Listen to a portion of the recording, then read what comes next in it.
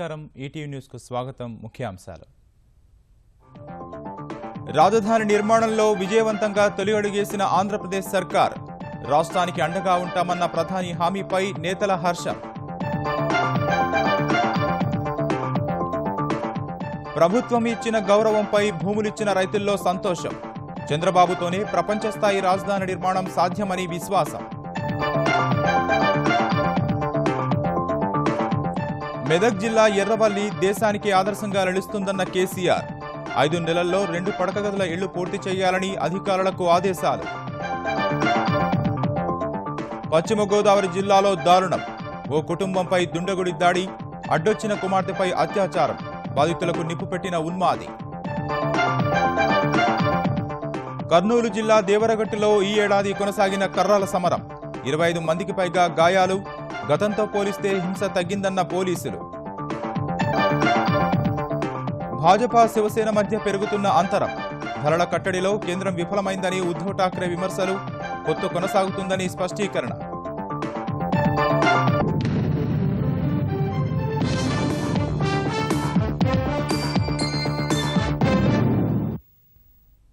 నవ్యాంధ్రకు ప్రపంచ స్థాయి రాజధాని నిర్మించాలని సంకల్పించిన ఆంధ్రప్రదేశ్ ప్రభుత్వం ఆ దిశగా తొలి అడుగును విజయవంతంగా ముందుకేసింది పెద్ద ఎత్తున దేశ విదేశీ ప్రముఖులు పారిశ్రామికవేత్తల సమక్షంలో అదరహో అన్న రీతిన శంకుస్థాపన కార్యక్రమం నిర్వహించిన ప్రభుత్వం ఆంధ్రప్రదేశ్ సత్తాను ప్రపంచానికి చాటి చెప్పే ప్రయత్నం చేసింది లక్షలాది ప్రజల సమక్షంలో ప్రధాని నరేంద్ర మోదీ చేతుల మీదుగా ఈ మహత్తర కార్యక్రమాన్ని నిర్వహించడం ద్వారా కేంద్రం అండదండలు తమకున్నాయని స్పష్టంగా తెలియజెప్పింది విభజన చట్టంలోని హామీలన్నింటినీ నెరవేరుస్తామన్న ప్రధాని ప్రకటనతో ప్రత్యేక హోదాపై ఆందోళనలు చేస్తున్న విపక్షాలను సమర్థంగా ఎదుర్కొనవచ్చనే సంతోషం వ్యక్తం చేస్తోంది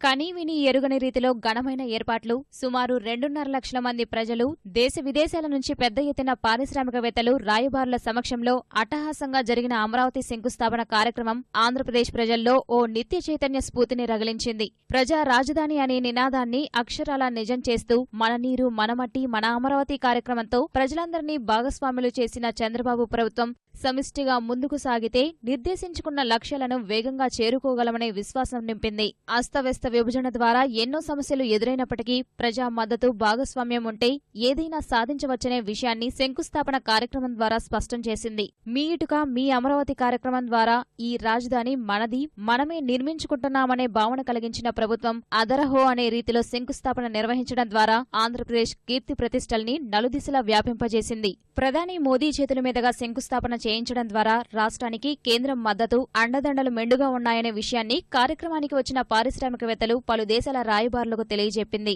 రాష్ట్రాభివృద్ధిలో కీలకమైన పెట్టుబడులను పెద్ద ఎత్తున సమీకరించేందుకు శంకుస్థాపన వేడుకను మంచి అవకాశంగా ఉపయోగించుకుంది అమరావతి నగర చారిత్రక వైభవాన్ని పరిరక్షిస్తూనే ప్రపంచ స్థాయిలో అత్యాధునిక సాంకేతిక నగరం నిర్మించాలనే లక్ష్యాన్ని బహిరంగ సభ ద్వారా ప్రభుత్వం మరోసారి వెల్లడించింది శంకుస్థాపన మహోత్సవానికి తెలంగాణ ముఖ్యమంత్రి కేసీఆర్ ను ఆహ్వానించడం ద్వారా రాష్ట్రాలుగా వేరైనప్పటికీ తెలుగు జాతి అంతా ఒక్కటేననే విషయాన్ని ఘనంగా చాటి చెప్పిన చంద్రబాబు పక్క రాష్ట్రంతో ఏం కోరుకుంటున్నామో మరోసారి స్పష్టంగా తెలియజెప్పారు ఘర్షణపూరిత వాతావరణం కనిపించే అంశాల్లో సామరస్యపూర్వకంగా నడుచుకుందామని ప్రధాని మోదీ సాక్షిగా పిలుపునిచ్చారు 2 రాష్ట్రాలుగా విడిపోయినప్పటికీ తెలుగు అనే ఆత్మ కలిపే ఉంచుతుందనే విషయం గుర్తుంచుకోవాలని భుజం భుజం కలిపి అభివృద్ధిలో ముందుకు సాగాలని ప్రధాని కూడా పిలుపునివ్వడం 2 రాష్ట్రాల ప్రజల్లోనూ స్ఫూర్తి నింపింది ఇదే సమయంలో ప్రత్యేక హోదా ప్యాకేజీపై విపక్షాలు చేస్తున్న ఆందోళనతో ఎదురవుతున్న ఇబ్బందులను తొలగించుకునే ప్రయత్నం చేసింది చంద్రబాబు సర్కారు అడ్డగోలుగా విభజన చేసిన పార్టీల నేతలు ఎన్ని రాద్ధాంతాలు చేసినప్పటికీ విభజన చట్టంలో పేర్కొన్న అన్ని అంశాలను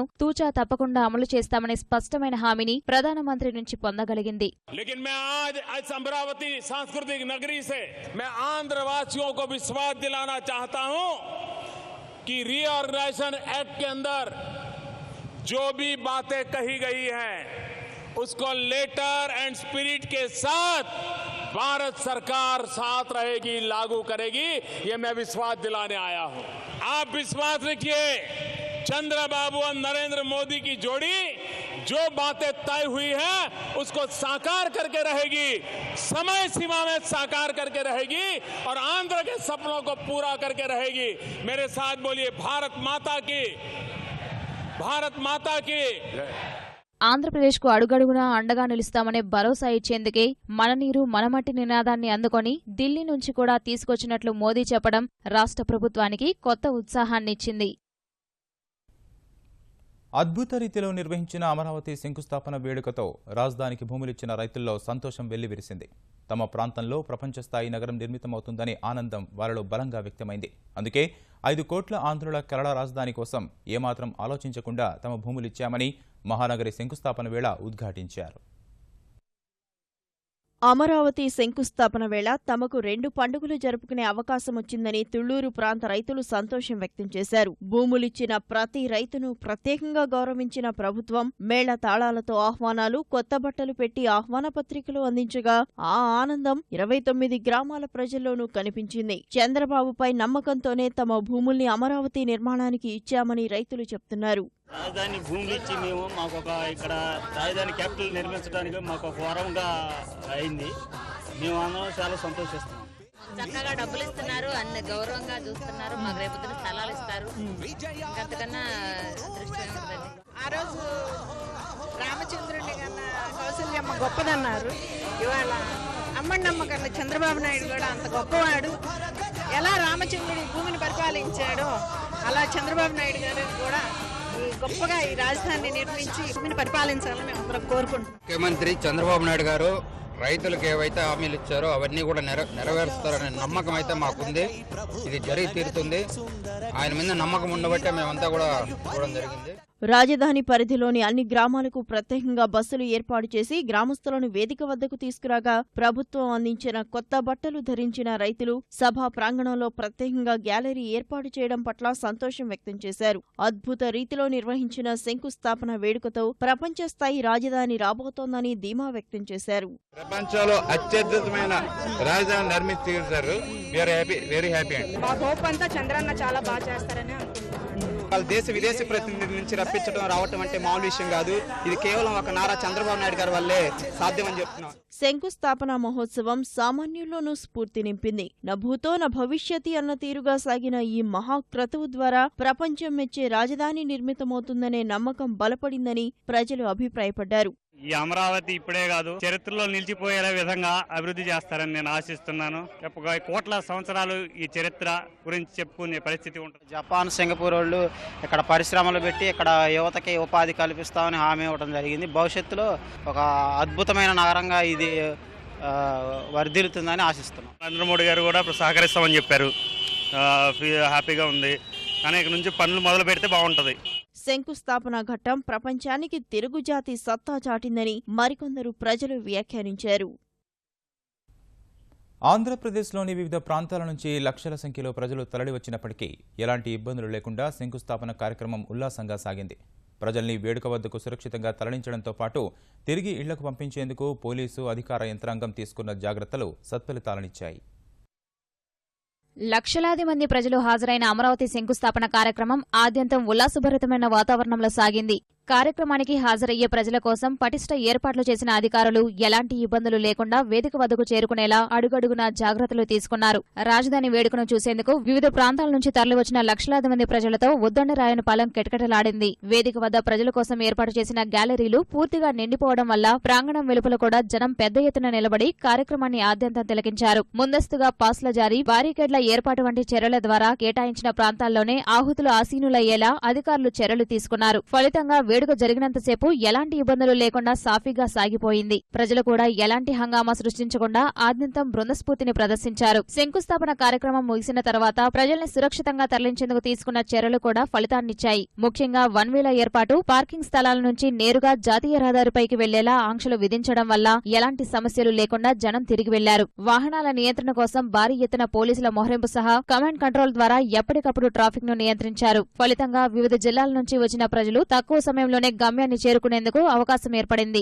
మరోవైపు శంకుస్థాపన కార్యక్రమానికి పెద్ద ఎత్తున ప్రముఖుల రాకతో గన్నవరం విమానాశ్రయానికి కొత్త కళ వచ్చింది. ప్రధాని మోదీతో పాటు పలువురు కేంద్ర మంత్రులు, సినీ రంగ ప్రముఖులు, రాజకీయ నేతలు, వ్యాపారవేత్తలను సభాస్థలికి తీసుకెళ్లేందుకు వచ్చిన వాహనాలు, అధికారులతో విమానాశ్రయ ప్రాంగణం కోలాహలంగా కనిపించింది. మామూలు రోజుల్లో కేవలం 8 సర్వీసులు మాత్రమే నడుస్తుండగా గురువారం 25కు పైగా సర్వీసులు రాకపోకలు సాగించాయి. రాత్రి 8 గంటల వరకు గన్నవరం విమానాశ్రయంలో సందడి కొనసాగింది.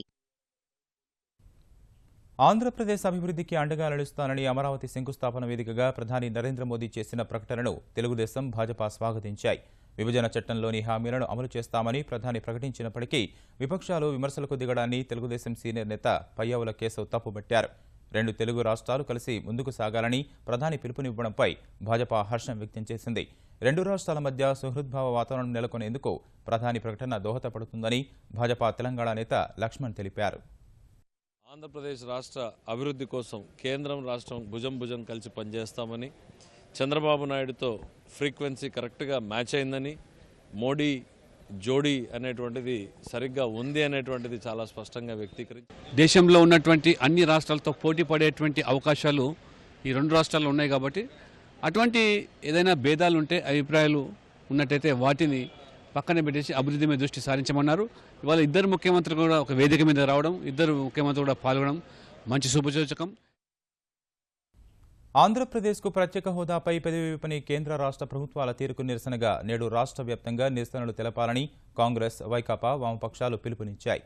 రాజధాని శంకుస్థాపనకు వచ్చిన ప్రధాని మోదీ ప్రత్యేక హోదాపై ప్రకటన చేస్తారని ప్రజలు ఆశించారన్న వైకాపా అధ్యక్షుడు జగన్ పార్లమెంటు సాక్షిగా ప్రత్యేక హోదాపై ఇచ్చిన మాటను మరిచారని ఆరోపించారు. ప్రత్యేక హోదాపై ఎన్నికల వేళ హామీ ఇచ్చి ఆ తర్వాత పక్కన పెట్టేశారని విమర్శించారు. ప్రధానిపై ఒత్తిడి తేవాల్సిన ముఖ్యమంత్రి చంద్రబాబు కేసుల నుంచి బయటపడేందుకు ప్రత్యేక హోదాను అమ్మేశారని జగన్ ఆరోపించారు. ఆంధ్రప్రదేశ్ ప్రజలు, నిరుద్యోగ యువత, విద్యార్థుల ఆశలపై నీళ్లు చల్లారని ఓ ప్రకటనలో ధ్వజమెత్తారు. మోదీకి, చంద్రబాబుకు అర్థమయ్యే రీతిలో రాష్ట్ర వ్యాప్తంగా నిరసనలు తెలపాలని పార్టీ శ్రేణులను కోరిన జగన్ ప్రత్యేక హోదా వచ్చే వరకు పోరాటాన్ని కొనసాగించాలన్నారు. వచ్చే వేసవిలోపు మెదక్ జిల్లా గజ్వేల్ మండలంలోని దత్తత గ్రామం ఎర్రవల్లిని వ్యవసాయంలో మేటిగా నిలబెడతామని ముఖ్యమంత్రి కేసీఆర్ ప్రకటించారు.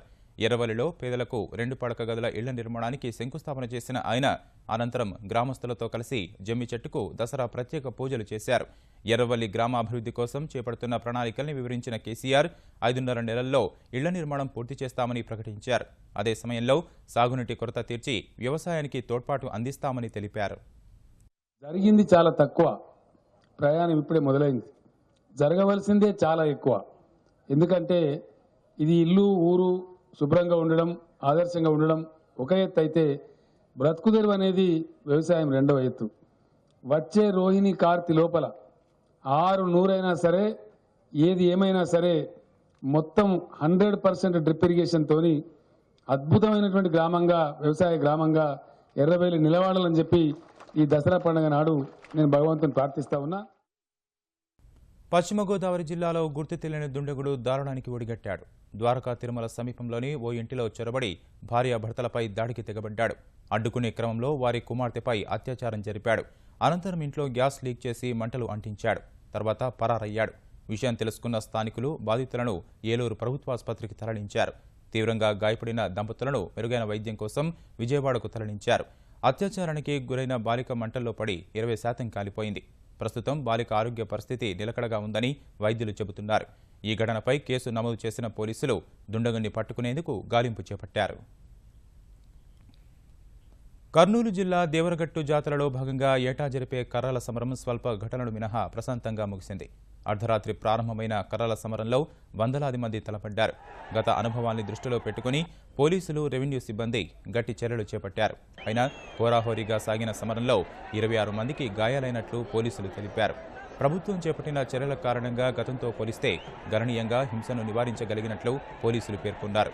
సంబరం మాటున సాగే కర్రల సమరాన్ని నిషేధించాలని గతంలో జాతీయ మానవ హక్కుల కమిషన్ ఆదేశాలు ఇచ్చినప్పటికీ వాటి అమలు మాత్రం సాధ్యం కాలేదు.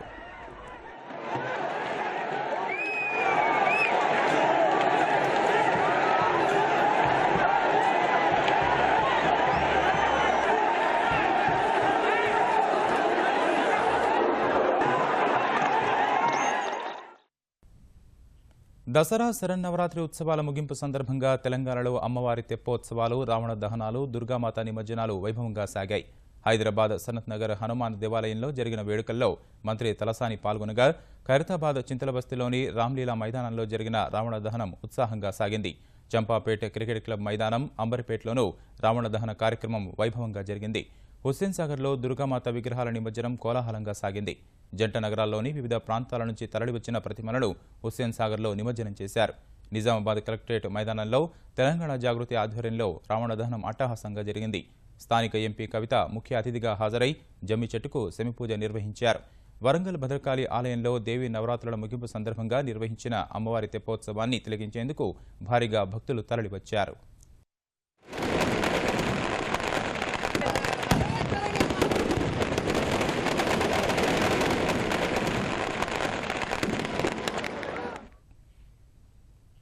పెళ్లి, పండుగ, శుభకార్యం ఏదైనా సరే మగువలకు ముందుగా గుర్తొచ్చేది కళాంజలి. అతివల మనసు దోచే వస్త్ర ప్రపంచం. యువత అభిరుచికి అనుగుణంగా సరికొత్త డిజైన్లను ఎప్పటికప్పుడు మహిళా లోకానికి అందించే కళాంజలి అంటే ఇష్టపడని మహిళలు ఉండరంటే అతిశయోక్తి కాదేమో. భిన్న రంగులు, విభిన్న డిజైన్లు, చక్కని మన్నిక, రాజులేని నాణ్యతని వినియోగదారులకు అందిస్తున్న కళాంజలి దిగ్విజయంగా 2 దశాబ్దాలు పూర్తి చేసుకుంది. ఈ సందర్భంగా కళాంజలి ప్రస్థానంపై సంస్థ ఎండీ శైలజా కిరణ్తో ఈటీవీ ముఖాముఖి. వస్త్ర వ్యాపార రంగంలోకి అడుగు పెట్టాలి అని మీకు ఎప్పుడు అనిపించింది? యాక్చువల్లీ కళాంజలినండి చైర్మన్ గారు రామోజీరావు గారు ప్రారంభించారండి. క్రాఫ్ట్స్మెన్కి మన గ్రూప్ నుంచి ఒక సపోర్ట్ ఉండాలి, క్రాఫ్ట్స్మెన్ని ప్రమోట్ చేయాలా అన్న ఉద్దేశంతో ఢిల్లీలో ఉన్నప్పుడు హ్యాండీక్రాఫ్ట్స్ ఎంపోరియంస్ అవి చూసేవారు అక్కడ. సో మన రాష్ట్రానికి కూడా హ్యాండీక్రాఫ్ట్స్ ఎంపోరియం తీసుకురావాలి అన్న ఉద్దేశంతో మొదలుపెట్టారు ఆయన. సో నేను కిరణ్ గారితో వివాహం అయ్యేసరికి దీని మీద వర్క్ ఆల్రెడీ జరుగుతుంది. సో తర్వాత ప్రారంభం జరిగింది. Now today Kalanjali is we can say India's best emporium andi, because we are very particular on the anatomy of the figurines. If you see మన దగ్గర కళాంజలిలో ఉన్న ఫిగరిన్స్లో పర్ఫెక్ట్గా ఉంటాయి అన్నమాట ఫీచర్స్. అండ్ నాణ్యతకి చాలా ఇంపార్టెన్స్ ఇస్తాం. జస్ట్ ఏదో క్రాఫ్ట్ చేసేయటం అనేది కాకోకుండా చాలా స్కిల్ఫుల్ ఆర్టిజన్స్ని ప్రమోట్ చేస్తుంది కళాంజలి. కళాంజలి చీరల్లో ఒక పువ్వు వీవ్ చేసి ఉంటే కూడా ఆ పువ్వులో పర్ఫెక్షన్ కనపడుతుంది, మీకు ఒక పెయింటింగ్ లాగా అనిపిస్తుంది, అంత ఫైన్గా ఉంటుంది. బ్రాండ్ని క్రియేట్ చేయడమే చాలా కష్టమైన పని, అందులోనూ కళాంజలి లాంటి ఒక బ్రాండ్ని క్రియేట్ చేయడం ఇంకా కష్టమైంది. కళాంజలి ఈ 20 ఏళ్ల ప్రస్థానంలో మీరు ఎలాంటి అనుభవాలను చవి చూసారు? ముందండి చిన్న షోరూమ్గా స్టార్ట్ చేసాం, హ్యాండ్లూమ్ షోరూము. కానీ హై క్వాలిటీకే వెళ్ళాము అప్పుడు కూడా. ఎప్పుడైతే మనం చేసే పనిలో విశేషం కనపడాలి, ఒక ప్రత్యేకత కనపడాలి, అది ఉన్నప్పుడు ఖచ్చితంగా ప్రజలు ఆదరిస్తారు. సో మేము ఎప్పుడు కళాంజలిలో ఆ ప్రత్యేకత చూస్తాం అన్నమాట. అది కీపప్ చేస్తున్నాం కాబట్టి ఇప్పుడు గార్మెంట్స్ కూడా చేస్తున్నాం, హ్యాండ్లూమ్స్లో గార్మెంట్స్. సో అందులో కూడా ఎక్కడ కాంప్రమైజ్ కాకోకుండా ఉండాలని ప్రయత్నం చేస్తాం. ఈ లైన్లో ఏంటంటేనండి ఎప్పటికప్పుడు ట్రెండ్ మారిపోతూ ఉంటుంది, ఫ్యాషన్లు మారిపోతూ ఉంటాయి. సో మనం అందరికంటే ముందు ఉండాలి. అలా ప్రజల్లో ఆదరణ పెరిగింది. అలా నెమ్మదిగా చిన్న హ్యాండ్లూమ్ షాప్ నుంచి ఫ్యామిలీ స్టోర్గా కన్వర్ట్ అయ్యాం, బ్రైడల్ స్టోర్ అయ్యాము.